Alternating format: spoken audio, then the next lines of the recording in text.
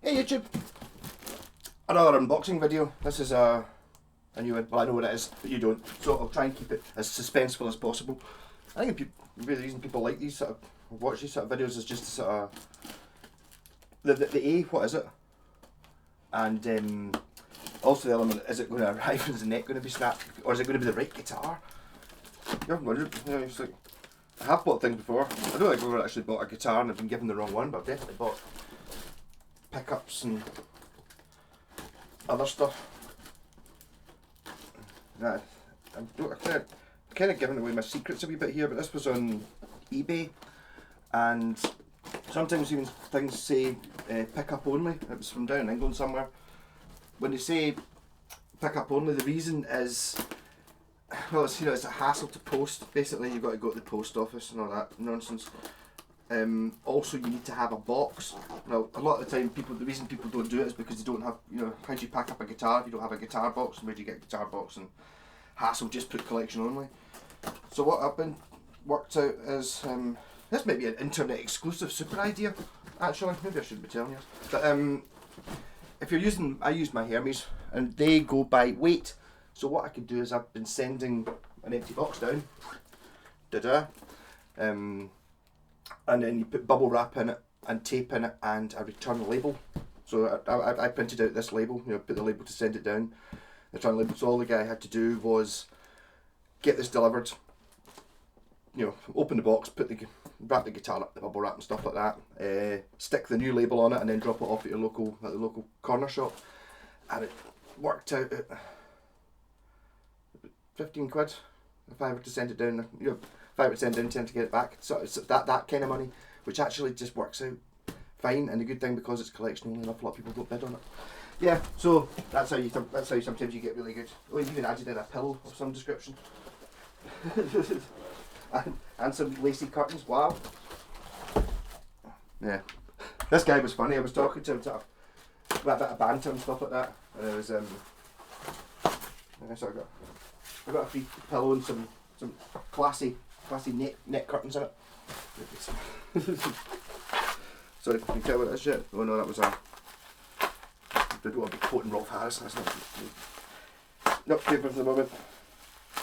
Don't want to be in his gang. Sorry. Yeah, obviously I didn't give him proper, like a fresh roll of bubble wrap. It was old stuff. So this stuff was probably already covered in sort of sellotape and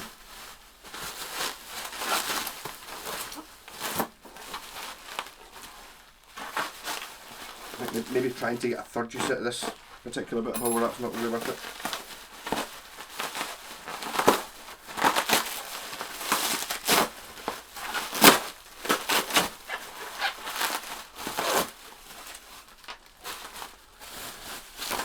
So I think although guitar boxes do have multiple, you can use them a few times. I think this one's maybe reaching the end of its lifespan. It was pretty beat up when I sent it down. I think they're fine for, obviously when you get the guitar for the first time, and then you can use it again, no problem. And then when you get onto well, I suppose it was another 2 journeys that I had to do. Kind of a bit beat up. Oh, almost giving away what it is. Do it this way.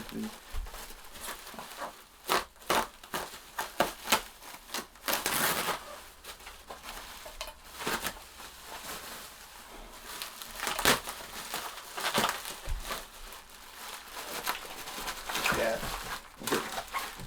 The surprise is gone before I managed to open it. Pretty obvious what it is now, I think.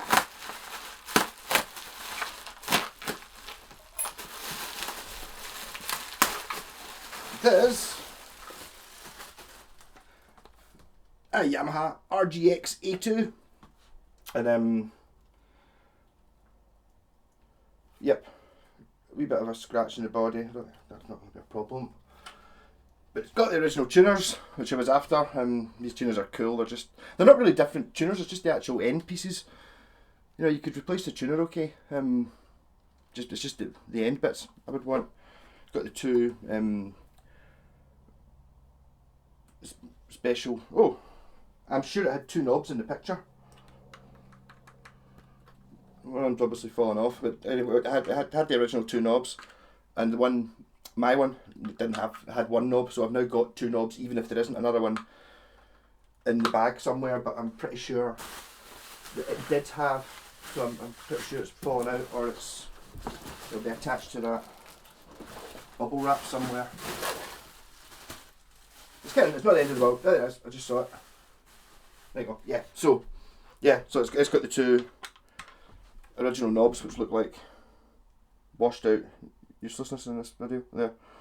So I've obviously I've got one. That's the knobs I put on mine. These sort of brushed aluminium telly knobs, which I was trying to find a use for years, literally. And it's like this one didn't have the correct knobs, so I've now got 3 RGX knobs. This one is obviously going to be getting, it's a mod up and sell, assuming it's not going to be better than my one, obviously.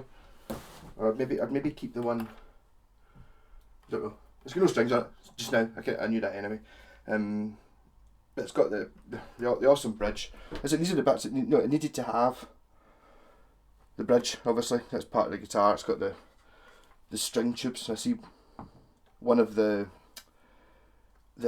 resonance tubes or something has lost its bolt, which is the same as the one I had, but luckily it's that part is just a standard bolt. I just took one of them out and measured it, and it was just like a.